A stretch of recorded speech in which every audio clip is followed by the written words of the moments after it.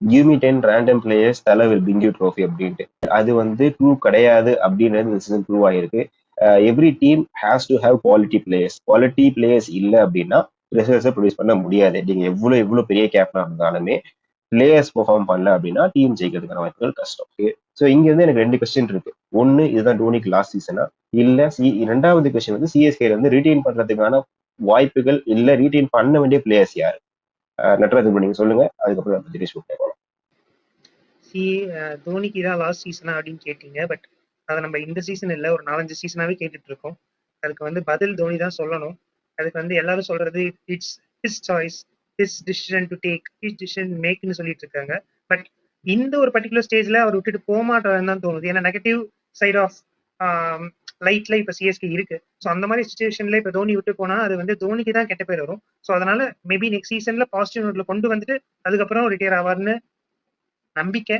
பார்ப்போம் வெயிட் பண்ணி. அதே மாதிரி ரிட்டைன் பண்ண வேண்டிய பிளேயர்ஸ் இல்லைன்னா விட வேண்டிய பிளேயர்ஸ் அப்படின்னு பாத்தீங்கன்னா, எனக்கு தெரிஞ்சு என்ன கேட்டீங்கன்னா மொத்தமா விட்டுட்டு புதுசா எடுத்தா நல்லா இருக்கும்னு என்னோட கருத்து. பட் அப்படி பண்ண முடியாது அப்படிங்கிற காரணத்தினால பிரவிஸ் மாத்ரே அந்த மாதிரி சில பிளேயர்ஸை மட்டும் வச்சுட்டு கூடா திரிபாதி அவங்களெல்லாம் விட்டுட்டா நல்லா இருக்கும். பட் அதை அவங்க பண்ண மாட்டாங்க அப்படின்னு நமக்கே தெரியும்.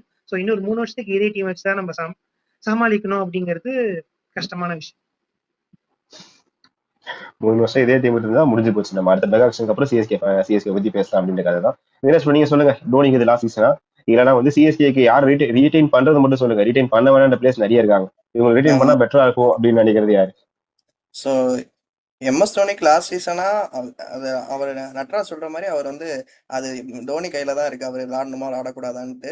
ஸோ இந்த நூர் அகமதை விட்டவே கூடாது சிஎஸ்கே என்ன ஆனாலும். ஸோ அவர் ஒண்ணுதான் டிஃபென்சிவ் பவுலரு, விக்கெட் டேக்கிங் பவுலரா இருக்காரு. ஸோ சிஎஸ்கே பிச்சர்ஸ்க்கு ஏத்த பவுலர் வந்து நூர் அகமது, அவங்கள வந்து விட்டுறவே கூடாது. ஸோ அதுக்கப்புறம் யங் பிளேயர்ஸை விட்டுறக்கூடாது மோஸ்ட்லி. ஆனா யங் பிளேயர்ஸ்லாம் நிறைய பேர் விடுவாங்க. ஸோ அந்த ஸ்ட்ராட்டஜியை மாத்தியே ஆகணும் சிஎஸ்கே. யங் பிளேயர்ஸை வந்து ரீடைன் பண்ணணும். ஸோ என்னோட ஒப்பீனியன் கேட்டீங்க அப்படின்னா, டோனியோட ரிட்டையர்மெண்ட் பத்தி பேசல. ஏன்னா அதை பத்தி நீங்க பேசிட்டீங்க. அதே தான் இப்ப நம்ம பேசுறது ஒன்றும் அவர் கேட்க போறது இல்லை. அவர் என்ன டிசைட் பண்றோ அதான் பண்ண போறாரு. ஹோப்ஃபுல்லி ஒரு சிஎஸ்கேக்கு என்ன நல்லதோ அதை மைண்ட்ல வச்சு ஒரு டிசிஷன் எடுப்பாரு. நான் ஒரு நோட்டோட அதை விட்டுறேன். ரிட்டைன் பண்ண வேண்டிய பிளேயர்ஸ் அப்படின்னு பாத்தீங்கன்னா வந்து எனக்கு தெரிஞ்சு இந்த 25ல ஒரு 8 பிளேயர் மட்டும் தான் ரிட்டைன் பண்ணணும். மீதி இருக்க 17 பிளேயர்ஸா புதுசா அதுக்கு பார்க்கணும். அந்த 8ல இப்போ உங்களுக்கு டோனி இருக்காரு, ஜடேஜா இருக்காருன்னா அதுவே 2 ஆயிடுது. ருத்ராஜ் இருக்க நீங்க பண்ணி தான் வரணும்னா 3.